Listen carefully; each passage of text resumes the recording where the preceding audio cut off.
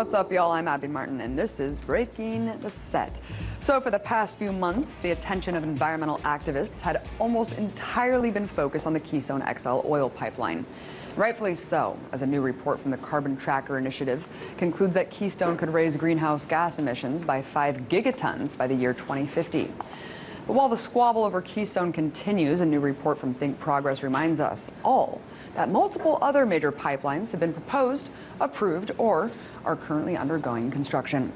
And get this, many of these pipelines that run across Canada and the U.S. carry the same Tarsands crude oil that is the subject of so much controversy with Keystone. Furthermore, a few of these pipelines would actually carry even more oil than Keystone if you count the connections to pipelines already in place.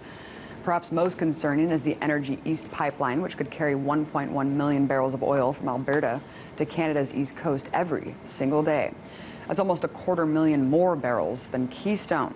In the U.S., other pipelines are expanding or undergoing construction, such as the Alberta Clipper pipeline, which will carry as many as 570,000 barrels a day through Wisconsin, or Flanagan South, which will transport 600,000 barrels per day through Illinois, Missouri, and Oklahoma. So, while we must continue to pressure the White House to not approve the catastrophic project that is Keystone XL, don't forget about the oil industry's mass expansion already happening right under our noses. Now let's break the set.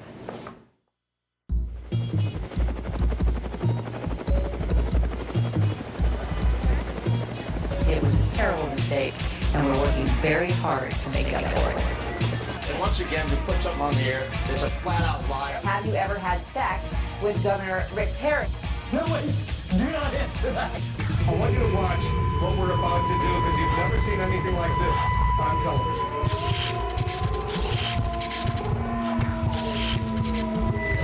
What we need is to question more and to keep it uncensored, real and raw. My simple mission is to change the globe. I'ma do it with this passion and fire with tone. These words are hard hitting, you're watching your neck, but you need to tune in because we're breaking the set. Breaking the set. Breaking the set. All right, folks, I'm really psyched to introduce a brand new segment where I'll be calling out police misconduct, brutality, and malfeasance. So let's get to the police beat.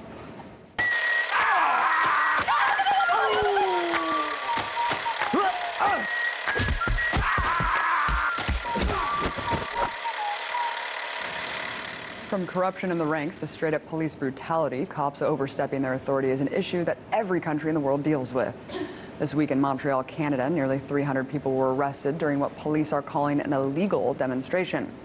Ironically enough, the protest happened to be against police brutality and has actually been held annually in Montreal for the last 18 years. According to live tweets from the event, the arrests were made within minutes of the protest, and all 280 people detained received a $600 ticket. However, this has been the case for the last 2 decades. Protesters continue to risk arrest in an effort to change a system they describe as discriminatory against minorities and the poor. But on to the U.S., where Hawaiian police officers are urging state lawmakers to not do away with a state law that allows cops to, get this, have sex with prostitutes. Yes, undercover officers are maintaining that they must be allowed this legal protection in order to catch sex workers in the act. I guess they're just tired of using handcuffs just for arrests these days. Now moving back to the mainland, Los Angeles. In the city of high-speed chases and daily instances of police misconduct, the LAPD has just added a new toy to their lineup of cruisers. And it's in the form of a Lamborghini Gallardo, I don't know how to say that word, a $180,000 car. The department, however, said that the luxury car will not be used for any official police business. No, the new ride was actually a charity donation to the department and is only expected to be used for special events and recruitment. Great! I can't wait for the media to jump on the story of Justin Bieber drag racing the LAPD's new Lambo. But while the LAPD's high-profile attempts to glam up the police force may seem laughable, the department's history of police misconduct isn't a laughing matter, especially considering that this month marks the anniversary of the 1992 LA riots, which were sparked after a handful of officers were acquitted in the beating of Rodney King. And if you think we've really come a long way on the race wars in the last 22 years, think again. According to a recent study by the Journal for Personality and Social Psychology, a majority of police officers actually view African-American children as, quote, less innocent than their Caucasian counterparts. The study's author, a UCLA psychologist, adds that the research finds that, quote, black boys can be seen as responsible for their actions at an age, where white boys still benefit from the assumption that children are essentially innocent.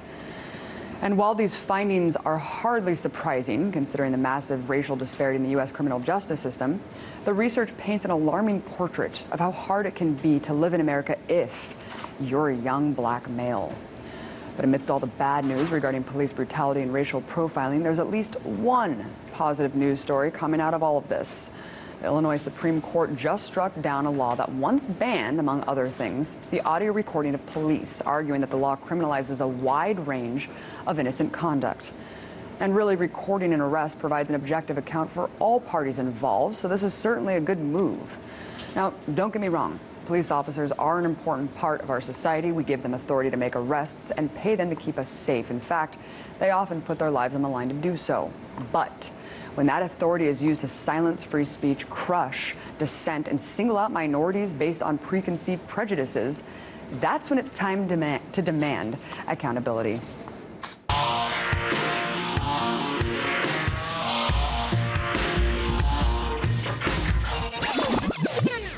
On this show, I like to feature grassroots activists and artists that have politically or socially conscious messages to bring to the table. A lot of these voices you'll never hear on TV because radical thought is marginalized in the mainstream. Which brings me to Jamie Dunmore. He's a young spoken word poet from England whose viral online poetry videos caught my eye. His poem, My Call for Humanity, invokes a call to action for people everywhere to tap in to what it means to be human. I like the content of the piece so much that I asked Jamie to come on and perform it for you. So here I am, standing alone in the open. I'm here with a message, hoping to repair what's broken. Nature is struggling, humanity's not on track. We've got our heads in the sand and our pride intact. We seek fulfillment through wealth, but do we achieve it? We want prosperity through consumerism, but is it worth it? Have we actually found freedom, or have we lost it? Because all we do is follow a system and never really challenge it. Can you relate to that? Or is the world too blind to see? I'd always seek the truth, but care what my peers thought of me. I saw a different perspective and struggled by the hour. See, I knew ignorance was bliss, but knowledge could give me power. So now I call for humanity, not just for one nation. I'm opposing separation and standing up to segregation. Whether religious or atheist, in essence we're the same. Stereotypes are man-made, and it was man who created the game. But are we actually ready to accept this and wake up? Can we put our naivety on the line, or are we always going to collide? Are we ready to make a difference? Do we venture into the unknown, or do we stay in our comfort zones and keep on taking the easy ride? Because at sea, it's ships that are safest at shore. But no, that's not what ships were made for. So ask yourself this, why are you really here? You may find that deep, but my question really is sincere. For my generation, are we misled as a youth? Do we rub off our true purpose due to false misleading truth? Are we prone to propaganda? Are we prone to wrong information? Are we taught to judge each other based on religion, sex, race, culture, class, nation? The list goes on. So it's time to start improving, and it's time to start speaking, because resources are lowering and poverty is increasing. We allow cities to get larger, buildings to get taller, but trees to get shorter and forests to get smaller. We're an ingenious species. We could easily change everything, but we're made to think different due to decades of conditioning. We conform to education to confirm our own security, yet it's a biased institution that makes wisdom hold obscurity. Is it actually correct? And does it actually judge intelligence? Or is it just listening to our elders and improving our obedience? Are possessions an illusion of worth? Are we tricked in our thinking? Are we trying to buy wholeness, and are we trying to buy meaning? Do they always give joy? Do they distract us from reality? Do they determine our identity, and do they alter our morality? I mean, what are our goals? This really isn't a joke. Can happiness be superficial and our routine a hoax? Do we live for the wrong things whilst the right things choke? Is mainstream TV legit, or can it dictate our attractions? Does it actually bring us together, or does it separate us into factions? We categorize each other via a social hierarchy, but status is made by humans, so who really are we? Is ego destroying eco? Are the real problems disguised? Do we really know the truth, or does our society feed us lies? Are we actually filling our voids? And does money hold any true weight? Could we drop our precious comforts to renew our planet's state? It really is time to stop living our lives in shells, because doing nothing for others is the undoing of ourselves. We're all from the same source, so let's see it for what it's worth. We only have one home, and that home is planet Earth.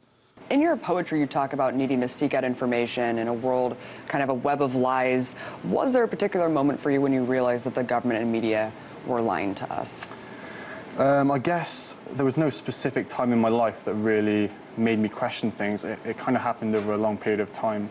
But it was mainly when I was in education in school, I started questioning authoritative figures such as, tutors and teachers and stuff like that, and really questioning where they got their motives from and how they were teaching us.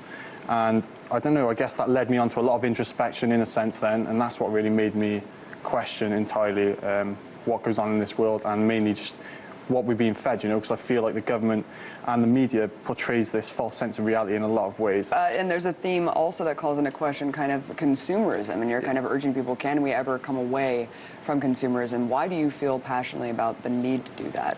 I believe consumerism is, I believe it's okay as long as you don't take it as a priority, I believe materialism is okay as long as it's not a priority, and I think the problem with consumerism is that it kind of makes us forget that we're human beings most of the time. We start of, gives us labels and false identities that takes us away from our true nature, and I guess that's what I'm really trying to challenge, and make people go back to their authenticity, their simplicity, rather than focusing on materialism, and things aren't necessarily natural from a human perspective. You're from the UK, a close U.S. ally to our war machine, kind of partners in crime there. How do you feel about that partnership and kind of this overly militarized union of all these Western powers? Well, I like to see the world from an Earth perspective, as if I'm an alien, I don't like to see it as if I'm a human being living in a certain country. I like to see everybody in the human race as my family, rather than saying that, British citizens are my allies, Americans are my allies. I see everyone in humanity as my family. I don't believe that Western countries actually have any authority over Middle Eastern countries. I believe we're all equal. That's what it comes down to at the end of the day. And I always come to the question, why was I born a British citizen? I had no choice to be born British. I had no choice to be born this allied Western person. So it's all luck. So when I know that, I question Middle Eastern people, and I always believe that they're the same as me. So what difference really is there? I couldn't agree more. Borders are meaningless. Yeah, borders are man-made at the end of the day. Everything's man-made. These borders that we invent these divisions between us to really separate ourselves, and the hubris that people have to think that we can go and invade other countries and tell them what's best for them. Yeah. Really, yeah, what's nobody best for owns. us. Yeah, exactly. You performed the poem "My Call for Humanity." Yeah. What would you say? I guess if you could summarize, what is that call? To wake up. Yeah. Yeah, to see life from another perspective, I guess, It's okay to question things. It's okay to see life from another perspective, and not the perspective that mainstream TV feeds down to us, There's a lot more to life than what we're told, and I guess I just really want people to see that, because it's opened a lot of things up for me, and it's really made me, appreciate life in a lot more ways, I appreciate nature much more. I'm not so stressed all the time. I see life for what it is, and that was the main call. I want people to work together and realize that we're a team. Humanity is a team. There's no borders. There's no different nations. At the end of the day, they're all artificial constructs that we've made. Thank you so much coming on, sharing that. Where can people find out more about your work, Jamie? You can search me on Twitter at Jamie Dunmore, and you can search me on YouTube, Jamie Dunmore, My Call for Humanity, Why I Hate Society but Love Humanity. Thank you so much for coming on, making the trip. Coming up, I'll talk about the disturbing resegregation of America's public schools. Stick around. Where patients are force-fed.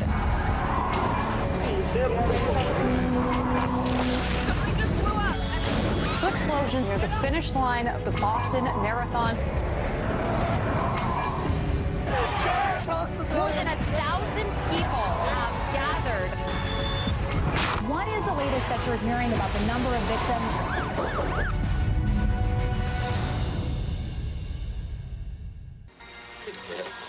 5 seconds. And over the mic is all feeling go. Did you know the press is the only industry specifically mentioned in the Constitution? Stand by. That's because a free and open press is critical to our democracy. Track alpha. Roll alpha.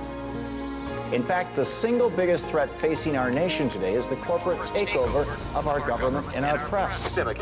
We've been hijacked by a handful of powerful transnational corporations that will profit by destroying what our founding fathers once built up. I'm Tom Hartman, and on this show, we reveal the big picture of what's actually going on in the world. We go beyond identifying the problem. We try to fix it. With rational debate and a real discussion of the critical issues facing America. Stand by on camera, go. Ready to join the movement? Then welcome to the big picture.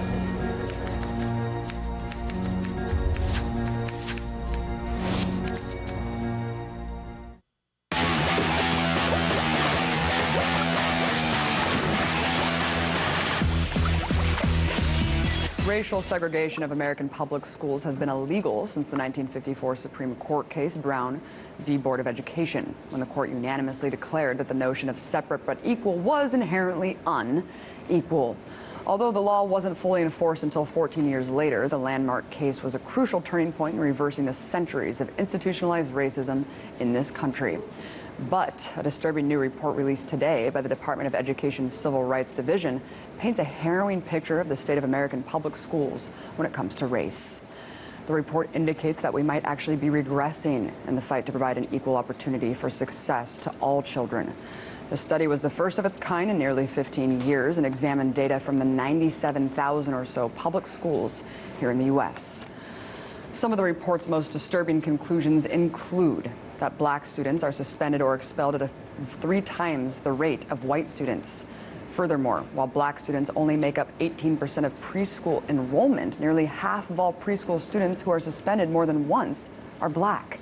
The study also found that just over 50% of all black high school students attend schools with a full range of math and science courses, such as Algebra 2 and chemistry, compared to 70% of white students. Black students are also 4 times as likely as white students to attend schools where 1/5 of teachers don't meet state requirements. Latino students were 3 times as likely to attend these schools. Basically, this means if you're a minority, you're almost assured a significantly lower quality education than Caucasian students. Perhaps what's most disconcerting is that these stats only reveal a small picture of America's growing trend of school resegregation, and I don't say that lightly. See, according to a 2013 study published in the American Sociological Review, the factors driving resegregation have grown increasingly stronger over the past few decades. Consider that in 1968, in the year desegregation was fully enforced, roughly 77% of black students and 55% of Latino students attended schools that were more than half minority populations. But by 2010, 74% of black students and 80% of Latino students attended schools that were more than half minority, with 40% of those students attending schools that were 90 to 100% minority. So why is this a problem? Well, because these segregated schools still remain incredibly unequal from their whiter counterparts in everything from the inexperience of teachers to ballooning class sizes to inadequate facilities and teaching materials. This type of complex and entrenched problem requires a radical new approach to federal education, yet instead we've largely seen the same tired approach coming out of this administration's education department. Obama initiatives like Race at the Top have mostly repeated the mistakes of Bush's No Child Left Behind program. These programs create competition for federal funds between schools based on standardized test scores and adherence to a set of academic standards known as Common Core. Not only do these types of programs put a limit on creativity and critical thinking, but they've also been blasted by organizations like the NAACP for rewarding already high-achieving schools and reinforcing the status quo when it comes to unequal schooling. Listen, it's far past time to abandon these one-size-fits-all solutions to American education. Not only is this strategy stale and unimaginative, but we now know that it's only recreating a crisis we supposedly solved 60 years ago.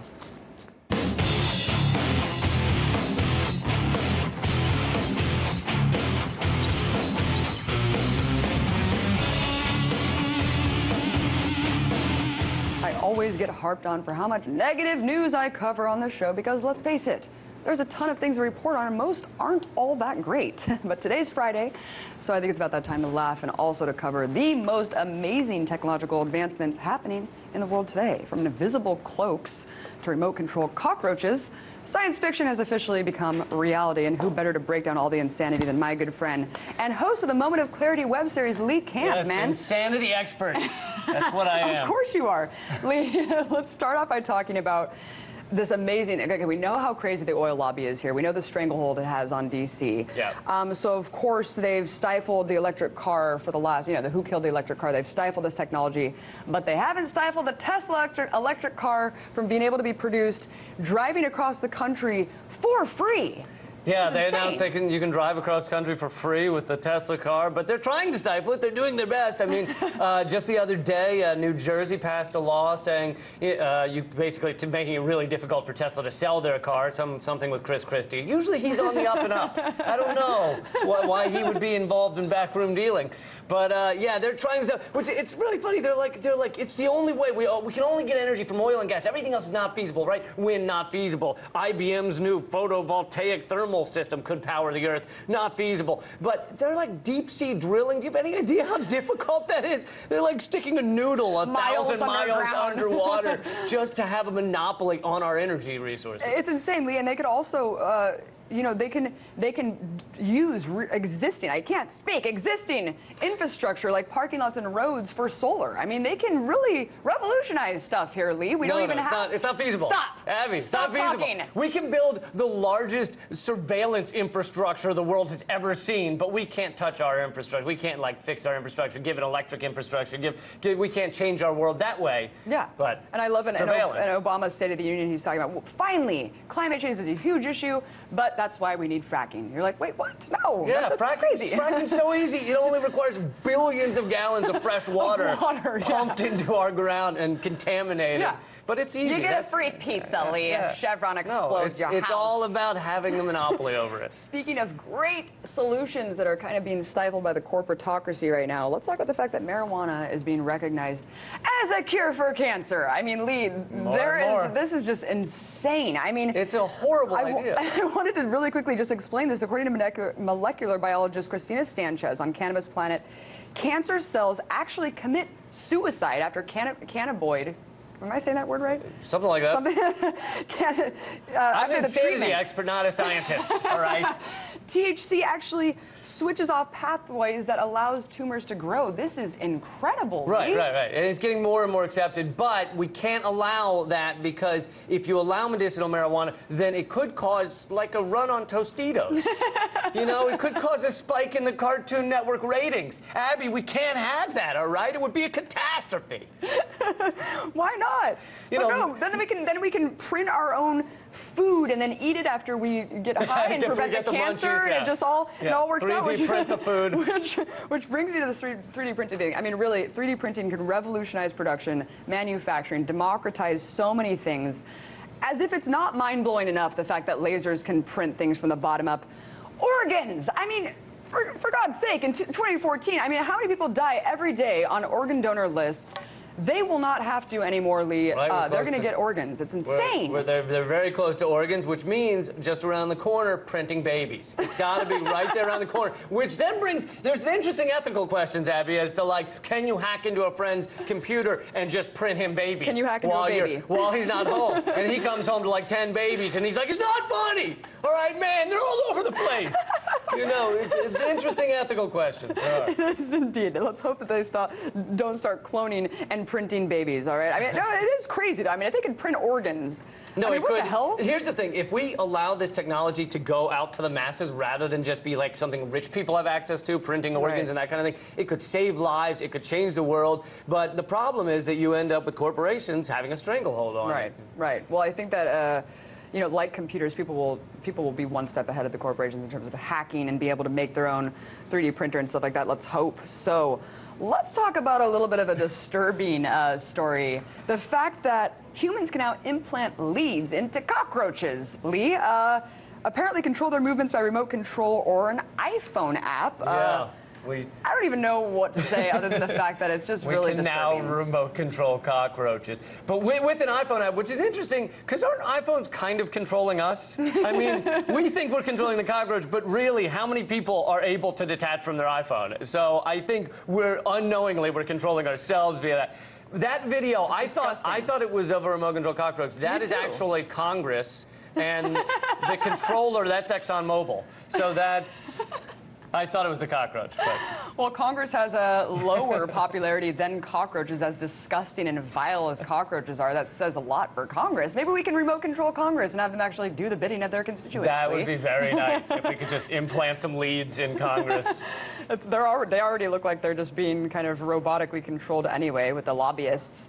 You know, let's talk about probably the most amazing technology I've seen. I mean, other than 3D printing, this is just absurd. Straight up Harry Potter style, invisible cloak time. What in the hell, Lee? I don't even understand. Let me quickly really say. The Department of Electrical and Computer Engineering at the University of Toronto has created a cloak adaptive to different objects and sizes, not full-fledged invisibility yet, but we're close. Steps away from being Harry Potter. I mean, what the hell's going on? How is this going to affect society when everyone can hide behind an invisibility cloak? And of course, whenever something like this comes out, it's immediately like the military is often behind it, and they want to use it for all kinds of like death and destruction or spying, you know, things like that. But I think it could be used for good. You know, it could be used for just wonderful things like watching people in the shower, or you could wrap it around Karl Rove so no one has to look at him anymore, or watching people in the shower. There's that one too. I noticed that always seems, whenever you mention invisibility, people are always like, you can watch people in the shower. It's like, is that really that great a thing? I mean, in our selfie, narcissistic world, most people would just volunteer to be watched in the shower nowadays. Outside this building, a guy just offered to me. He was just like, well, watch me in the shower. So I don't know why that's like always... a portable shower. He's like, here, just watch. I don't know why that's what people always go to. I like the Karl Rove hiding him more than the shower thing. Yeah. So we can print organs while wearing an invisibility cloak and have cockroaches make our dinner. Lee, how in the hell is this going to change the world, and how is it going to change the way we live in it? It's a wonderful future. I actually do think it's the potential of humankind right now is huge. It's bigger than it's ever been. The question is whether we can focus on achieving that, or whether we continue to be lost in like this vapor cloud of vapid nothingness. You know, these distractions and subtle arousal of screen flashes and car crashes. Whether we can look past that and actually progress as a species. That's the question. That is the end-all question, Lee. Let's hope. For God's sake, let's hope that we take the latter or the former, whatever you said. Lee Camp, thanks so much, man. Appreciate it. Thank you, Abby. You guys, that's our show. Have a great weekend. And join me next week when I break the set all over again. Yeah, I take no prisoners, you call it aggressive, but all I see is lies coming out in your message. I keep it audacious, speaking the facts. We break the paradigm with truth intact. The people don't need to be fed propaganda, spoon-fed fabrications and slander. What we need is to question more and to keep it